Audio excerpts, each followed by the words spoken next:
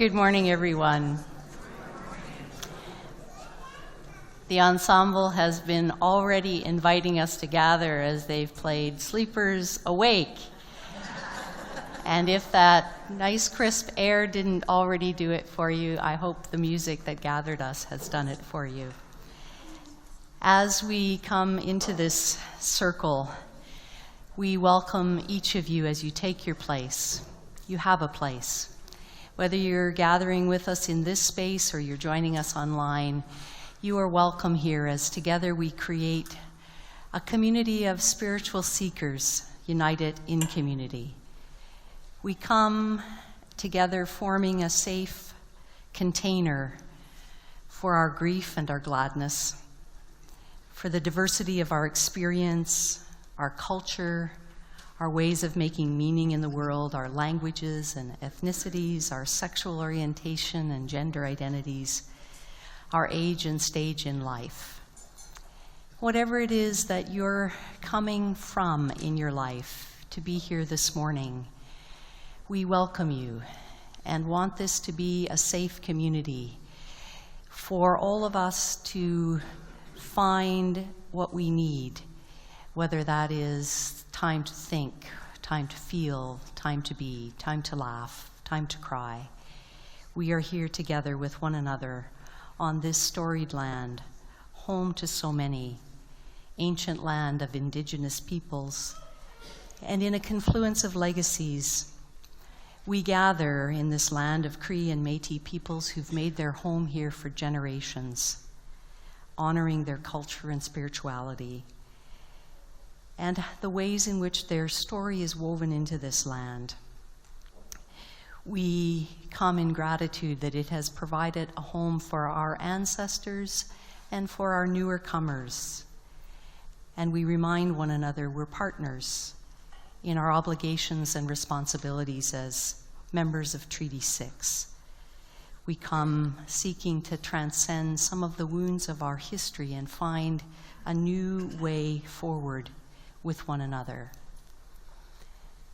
As we gather this morning, we want to remind one another of a few invitations, and there are many in this season. It becomes the very busy season. If you try to read the bulletin board out in the foyer, you'll find it's just sort of plastered with. This is that season in which we are growing into shorter days and longer nights, and yet in our living are seeking more light. And so as we sing our way into community this morning, we sing about that quest for light.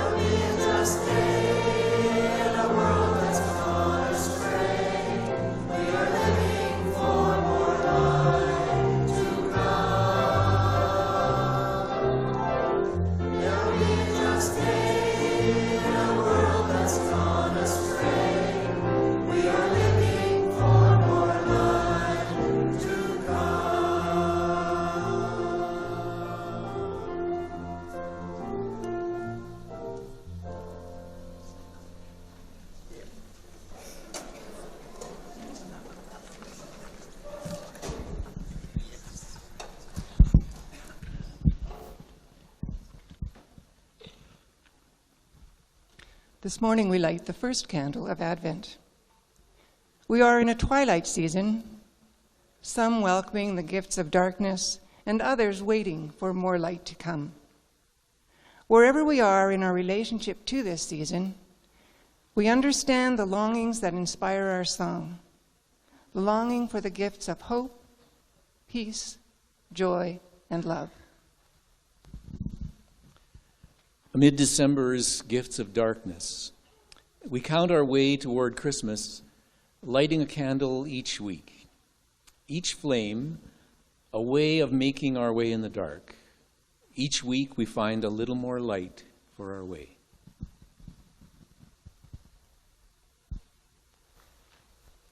We light the first candle of Advent, a candle for the gift of time, for the year that is ending and the season that is beginning, the memories, hopes, and fears that are part of this time for each of us.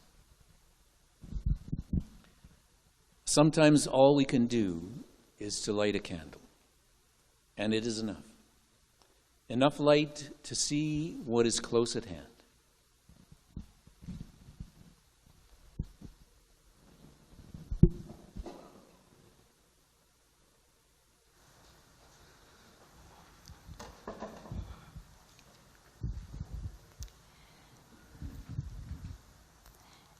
Together we pray with one another.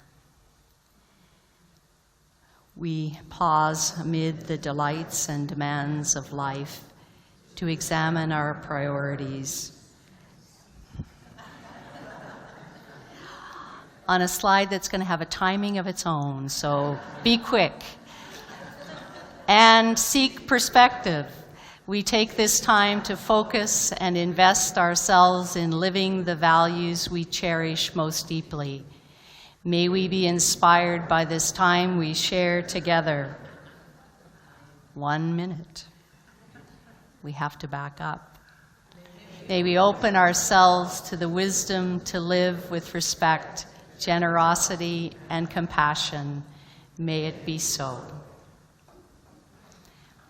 That's what happens when you work over a previous PowerPoint that had transitions in it, built into the timing, and you get tricked.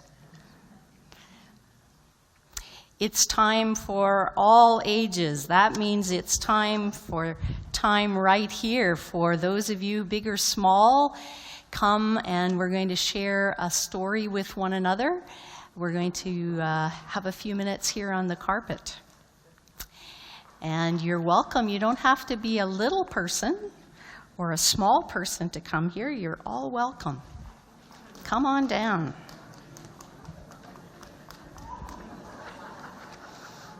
And welcome, Cinderella. It's Elsa.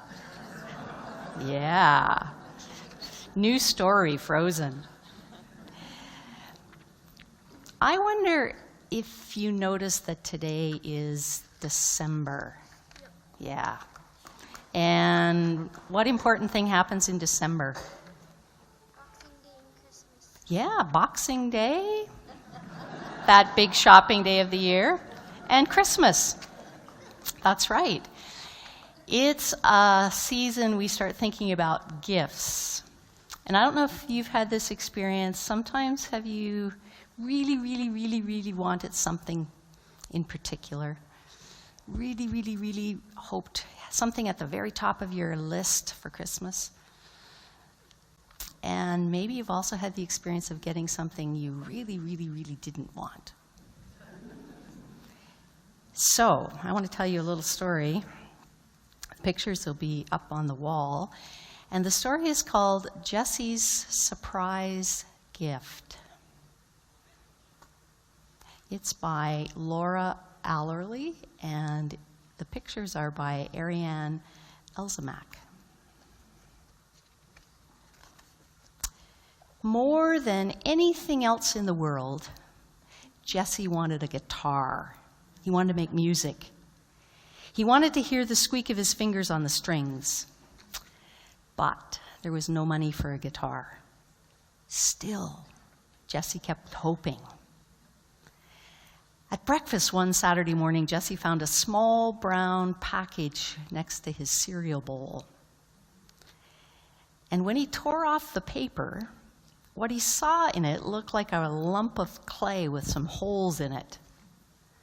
"What's this?" he asked his mom. "It's an ocarina," she said. "It's kind of sort of like a flute. If I had the money, I'd buy a guitar, but for now I thought this might be fun." Jesse swallowed his lump of disappointment and he gave his mom a big thank you hug. And after breakfast, Jesse put the ocarina in his pocket and he went for a walk. When he was outside the subway station, he saw this young man sitting on the sidewalk with his head in his hands. And Jesse said to him, "Can I help you?" And the young man said, "My harmonica's gone. It was eaten by a slobbery dog. Every day I come here and I play and people put money in my hat." See his hat? "But now I've got nothing to play. What am I going to do?" And Jesse reached into his pocket and he took out his ocarina. "Could you use this?" he asked. And the young man put the ocarina to his lips and he played a tune so sweet that people walking by tossed in $5 bills. And Jesse said to him, "You can keep the ocarina. You need it more than I do." The young man said, "How can I say thank you?" And from deep in his pocket, the young guy pulled out a silver subway token. "Here," he said, giving it to Jesse. "Maybe you can take a ride someplace you've never been before." Jesse walked away imagining all the places he could go, and while he was daydreaming, he saw this little girl pushing her bicycle toward him, and she was crying. "Can I help you?" asked Jesse. "I want to go home," sobbed the little girl. "I rode a long way to have a picnic, but now I have a flat tire. How am I going to get back?" Jesse thought and stopped. He held out his subway token. "You can have this," he said. "You need it more than I do." "Oh, thank you," she cried, and she thrust a little paper bag at Jesse. "Take my lunch." Then she was gone. Jesse looked into the bag. There were 2 samosas, a pear, and a bottle of pomegranate juice. So he headed over to the park to enjoy his surprise picnic. And nearby, he met a ragged old man leaning up against a wall. And the man said to him, kind of mumbling, "Spare change for something to eat?" Jesse stopped, and he offered the man his paper bag. "You can have my picnic lunch if you like. You need it more than I do." And the man took the bag eagerly. "Hey, thanks. You're a good kid, you know. I found this city map on the sidewalk. Maybe you can use it." So Jesse took the map, and he went on his way. And a few blocks later, he met this man and woman. They were arguing. The woman said, "I asked you if you brought the invitation." "I did bring it," said the man. "How was I supposed to know there was a map with it?" "Can I help you?" asked Jesse. "We're lost," explained the woman. "We were on our way to a party, and now we have no idea how to find the house." "I have a map," said Jesse. "You can have it. You need it more than I do." The woman gave Jesse a few flowers. The man dropped a handful of coins into Jesse's hand. "Go get yourself an ice cream," he said. Then they hurried away to the party. Jesse kept on walking. He wondered if today was a strawberry or a chocolate ice cream day. He'd almost made up his mind. See him there, he's third in line. When he saw something strange. Up ahead, a man was running in circles, waving a $20 bill over his head, and in a high voice he kept crying over and over, "Please, please, does anyone have change?" "Can I help you?" asked Jesse. "My wife's having a baby. I need to go now, and I have no coins for the parking meter." Jesse thought and stopped, and he gave the man his whole pocket full of change. "You need this more than I do," he said. "Take these flowers, too."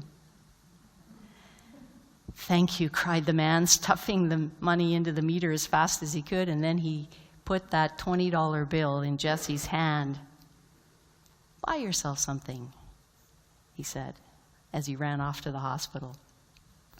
Huh, what a strange day this has been, Jesse thought. So he decided to take his $20 and go home. But along the way, he passed a house with a lot of cars parked in front of it. Someone was having a garage sale. Jesse went to take a closer look. He caught his breath. Under the table was an old guitar. He knelt down and he touched it gently. His fingers squeaked on the strings. "Is this guitar for sale?" he asked the woman behind the table. "Yes," she said. "Do you play?" "Not yet," Jesse answered, "but I want to more than anything in the whole world." The woman smiled at him. "This guitar belonged to my son. I bought it for him when he was a little boy, but now he's moved away and he has a new guitar." "How much does it cost?" asked Jesse. $25, she said. That's why he looked so disappointed. Look at him. He said, "I only have $20. The woman smiled again and she said, "Then it's yours for $20. You need it more than I do." It took Jesse quite a while to walk home because the guitar was almost bigger than he was. And when he got there at last, his mother was waiting for him. She saw the guitar. She said, "What on earth? Where did that come from?" Jesse gave his mom a hug and he said, "It's a long story." But believe it or not, I traded my ocarina for it. He was so full of joy. Off he went to his room to practice. I think Jesse's story's great because it tells us that sometimes... I don't like the Tarly. Yeah, do you like that story? Yeah, it's a really good story. It's a good story. It's a story for us to keep thinking about this December as we think about gifts we give and gifts we get. And I invite you to keep remembering Jesse's story as we walk towards Christmas. This is time for your programs for...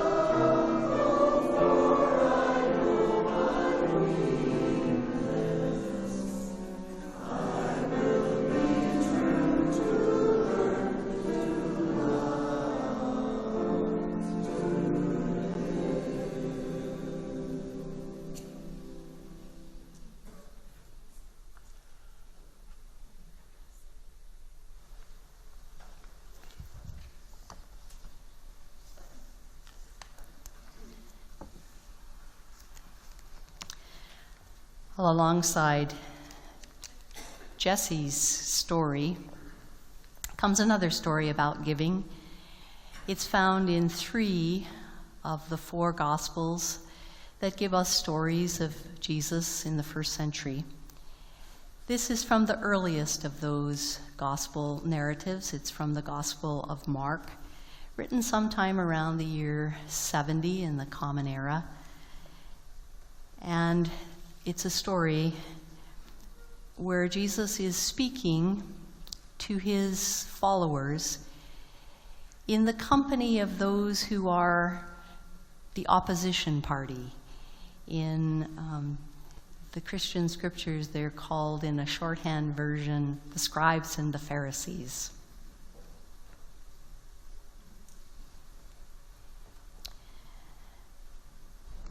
As Jesus continued teaching, he said,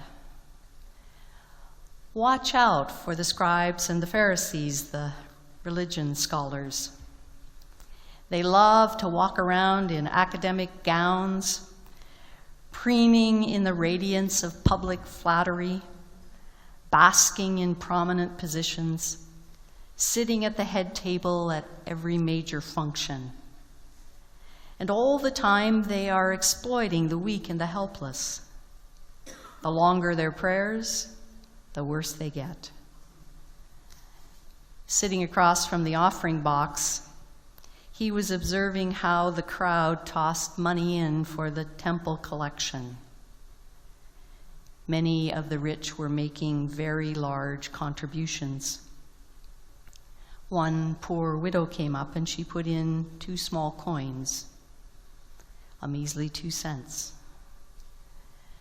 Jesus called the disciples over and he said, "The truth is that this poor widow gave more to the collection than all the others put together.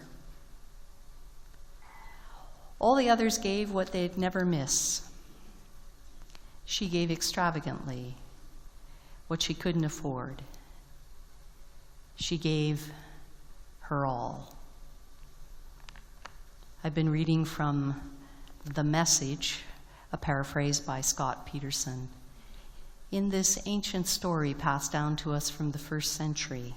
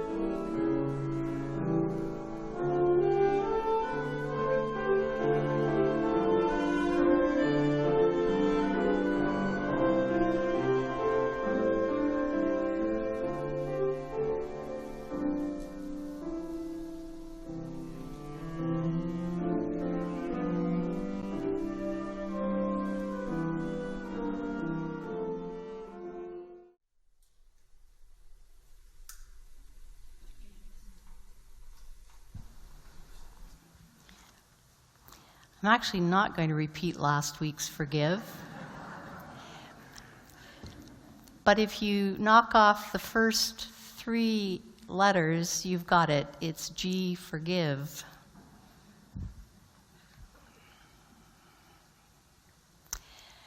The calendar says it's December 1st, first day of the last month of the year.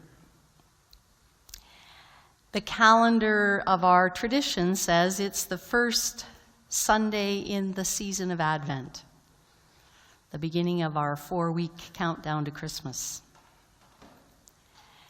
And the calendar of our culture says we are smack dab in the middle between Black Friday and Giving Tuesday. We're between the pitch to spend, spend, spend, and the pitch to give, give, give.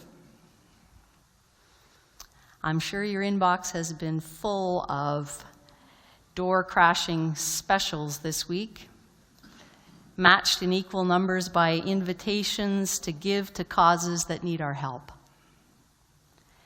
And right on time, SSUC comes along like every other charitable organization, smack in the middle of the muddle, and calls on our coins for its annual stewardship campaign. So is it the season to spend, or is it the season to give? In the midst of advertising campaigns inviting me to buy things I don't need, or buy some clever new thing for that special someone who doesn't really need another thing either, and mailing after mailing, inviting me to contribute to valuable programs and services that make a difference, I find myself thinking about that ancient story of a poor widow giving away her last few cents. As a child who grew up in the evangelical tradition, I heard stewardship sermon after stewardship sermon that told this as a story that was a model of sacrifice and surrender. Whereas a tithe was only 10% of your giving, that was just basic. This story was the model for giving. Give everything you've got, give your all, pledge your last dime, and trust that God will provide. As I read this story now, I see something quite different. I see a poor woman being celebrated for giving what mattered to her. Because she's set up in the story as a contrast to those in her society who gave large sums they could easily live without. And in this ancient story, a poor widow earns Jesus' respect and stands in contrast to the elite who exploit her. And the unspoken truth is that their wealth has come at her expense, and those like her. Those who are described as rich are the respectable ones in the eyes of their society. They dress for success, they dine with the movers and shakers, they take pride in being on the guest lists of the rich and the famous, they make headlines for their philanthropy. They love to be noticed taking the front pew in the synagogue, relishing the respect they receive as prosperous professionals, perceived to be good people who have worked very hard to earn what they have, and they generously give from their surplus. But the teacher in the story sees them differently. They come to be seen in the right place, doing the right thing. What others see to be their generosity, he exposes as the product of their greed. They give what they can live without. They give what is surplus to them. And they've acquired what they have by exploiting those whom they were placed to protect. Their privilege has come at the expense of others' vulnerability. They may think themselves to be dignified, but Jesus counsels his disciples to respect those whose dignity is dressed in vulnerability. For Jesus, that poor widow who goes unnoticed as she gives her last cent, the one who is unseen and is among the least among them. Those who are most vulnerable in any society, those are the ones, he says, who warrant our deepest respect. Jesus neither praises her sacrificial gift nor does he condemn her submission to a system that exploits her. He simply points to her dignity and offers her his deepest respect. In its context, it's not a story about stewardship at all. It's not a veneration of sacrificial giving. It's a critique of those who receive respect and honor for giving away what they don't need, what they can live easily without. Those who are recognized to be charitable for simply casting away that which is surplus or that which generates a useful tax benefit. The story is a critique of systems and institutions that exploit the poor and the vulnerable they were designed to serve. Those who devour, the story says, the widow's property. That temple treasury to which she is contributing her pittance was originally established to compensate those like her who lost their land. It was intended to be a vehicle that could restore equality, and instead it became a mechanism to exploit the vulnerable and fill the pockets of the powerful. The fund had long ceased to serve those for whom it was created, and it became a way for the powerful to defraud the poor into giving everything to the benefit of those who already had more than enough. This is a story that places dignity and respect at the feet of those whose spirituality is lived in quiet and genuine gestures rather than flamboyant displays of piety.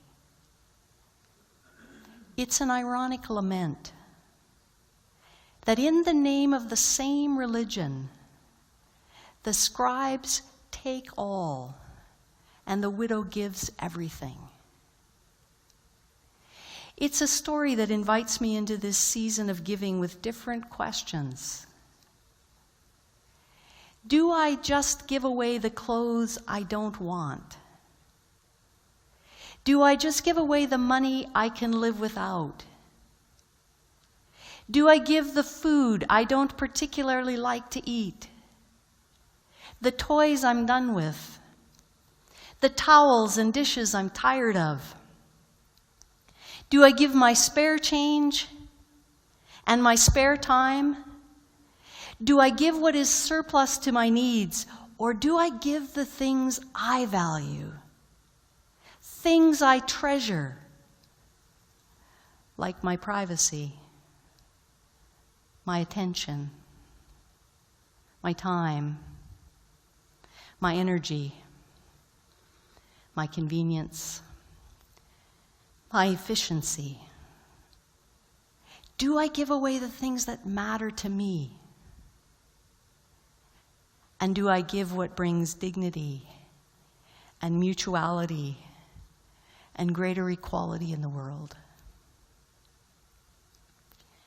Despite what I was told as a child, this story is not an invitation to impoverish ourselves. It's an invitation to give. The simple gifts that genuinely matter. The places where we give up our time, go out of our way to help someone who needs something, where we give up a treasure, where we choose to give away the warmest sweater we have, not the one that's most worn. When we give our attention to the person who makes us uncomfortable. When we give the space it takes to learn the story behind a stranger's face.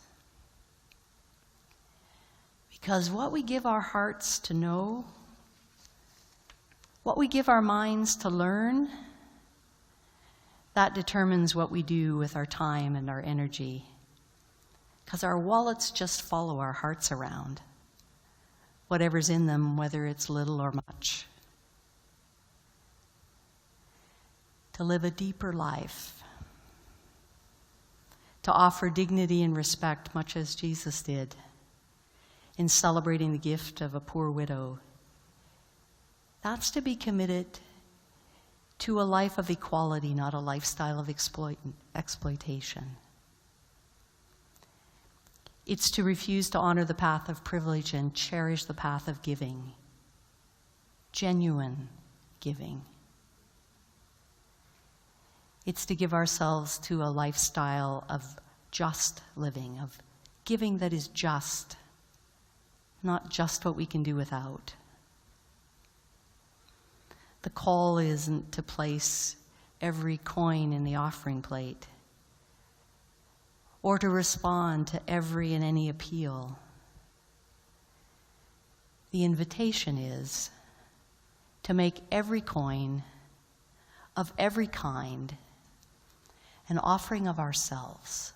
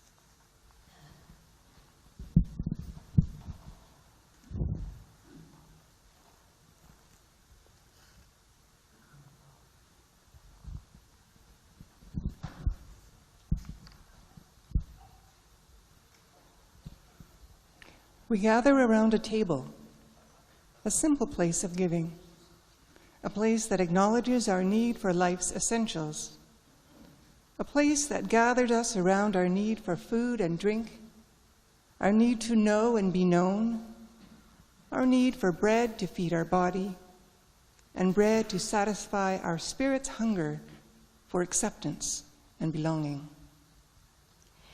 It's where we remember and lament the bitter taste of poverty, the withered grapes of prejudice and cruelty, the sour grapes of sexism, racism, ageism.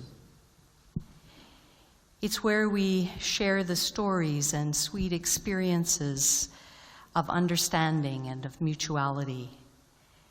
It's where we remind each other that as long as someone is excluded from the table, we don't have the luxury to give up. We share in this ritual as an act of solidarity to work for a fairer and more just world. And so we invite one another to this table to receive the earth's gift of bread and grapes, solar community with our planet, with the earth that gives freely of itself to feed us, and where we receive the communion that deepens our solidarity to pray with our feet. We come to this table invited to come and share together in a ritual that strengthens our intention to live with greater generosity and compassion. You're invited to this table not as an expression of beliefs, but as a way of expressing to yourself your commitment to live in the world, to be bread of generosity, to be a cup of compassion, individually and collectively, that we might bring those gifts to the world, much as the earth brings these gifts of bread and juice to us. And so I invite you to share in this ritual, either coming to the table, receiving a piece of bread, dipping it into the cup, and returning to use the time in whatever way you wish, or to participate by remaining where you are if you choose, and using this time in whatever way is meaningful and helpful to you. If a gluten-free environment is helpful to you, you'll find the server that is positioned immediately in the center of the table here in the center of the aisle will have what you need. Please feel free to come to any of the stations to receive bread of generosity, cup of compassion.